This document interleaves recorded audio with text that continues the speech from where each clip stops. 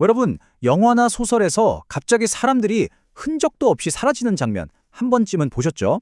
바로 휴거라는 개념인데요. 이게 사실은 신학적으로 엄청나게 깊고 또 논쟁도 아주 뜨거운 주제거든요. 오늘 이 자료 분석에서는 바로 이 휴거의 실체가 뭔지 한번 제대로 파헤쳐 보겠습니다. 그러니까 정말로 어느 날 갑자기 수백만, 어쩌면 수천만 명의 사람들이 지구에서 감쪽같이 사라져 버릴 수 있다는 걸까요? 이게 그냥 소설 같은 상상일까요? 아니면 성경에 실제로 기록된 미래에 대한 예언일까요? 자, 지금부터 한번 제대로 들어가 보죠. 오늘은 먼저 휴거가 대체 뭔지 기본 개념부터 잡고요. 가장 유명한 이론인 환란전 휴거설에 대해 알아볼 겁니다. 그리고 이 시점 때문에 얼마나 큰 논쟁이 있는지, 또 이게 정말 최근에 만들어진 생각인지 아니면 아주 오래된 아이디어인지 그 놀라운 이야기까지 쭉 따라가 보겠습니다. 자, 그럼 첫 번째 순서입니다. 복잡한 이야기로 들어가기 전에 우리 모두가 같은 그림을 볼 수 있도록 휴거라는 단어, 그 자체가 도대체 무슨 뜻인지부터 확실하게 짚고 가야겠죠? 아주 간단하게 말하면 이겁니다. 어느 날 살아있는 신자들과 이미 죽은 신자들이 모두 함께 말 그대로 구름 속으로 끌어올려져서 공중에서 주님을 만나는 사건. 이걸 믿는 게 바로 휴거 신앙이에요. 기독교의 미래, 즉 종말론에서 정말 빼놓을 수 없는 핵심적인 장면 중 하나라고 할 수 있습니다. 모든 휴거 논쟁은 바로 이 성경 구절 데살로니가전서 4장 17절에서 시작됩니다. 여기서 끌어올려라는 표현이 나오죠. 이게 휴거의 가장 핵심적인 이미지거든요. 그런데 여기서부터 진짜 큰 질문이 생깁니다. 그래서 이 일이 도대체 언제 일어나는 건데 바로 이겁니다. 자, 이제 가장 널리 알려지고 아마 여러분도 한 번쯤 들어보셨을 법한 가장 영향력 있는 이론을 살펴볼게요. 바로 환난전 휴거설입니다. 이름 그대로 인류 역사상 가장 끔찍한 시기라는 대환난이 시작되기 전에, 제가 강조하는데요. 바로 그 전에 교회가 휴거된다는 주장입니다.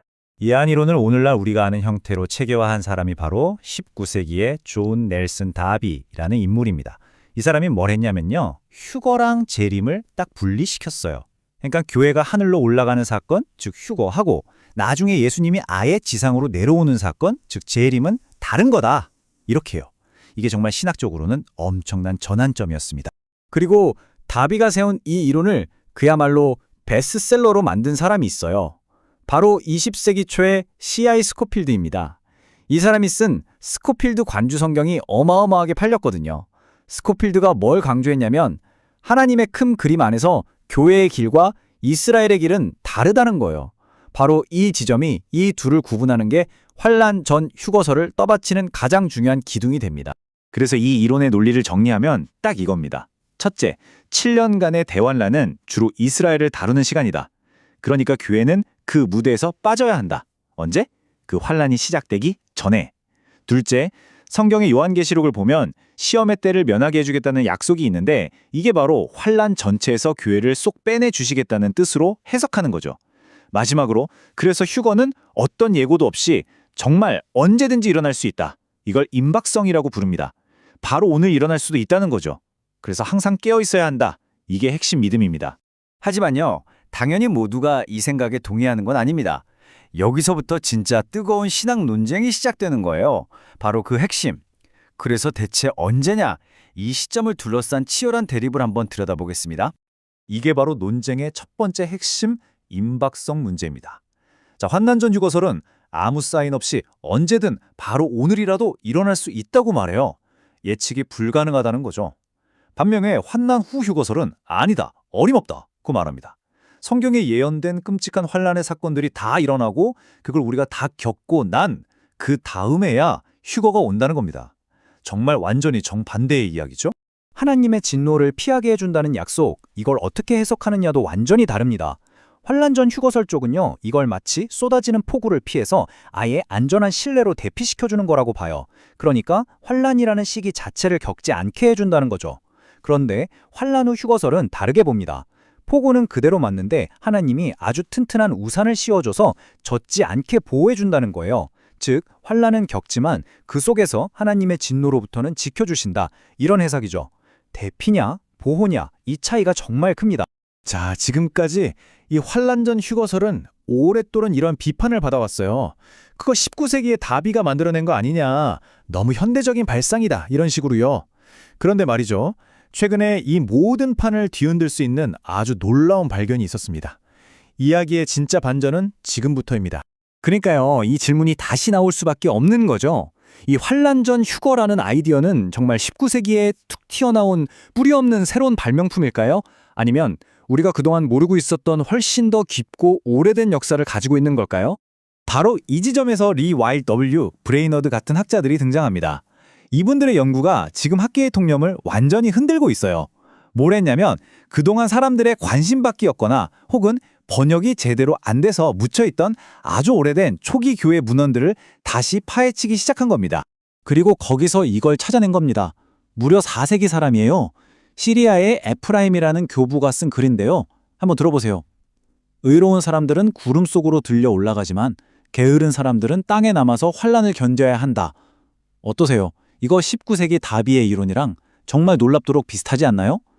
환란을 겪기 전에 일부가 하늘로 올라간다는 그 개념이 여기에 명확하게 들어있는 겁니다.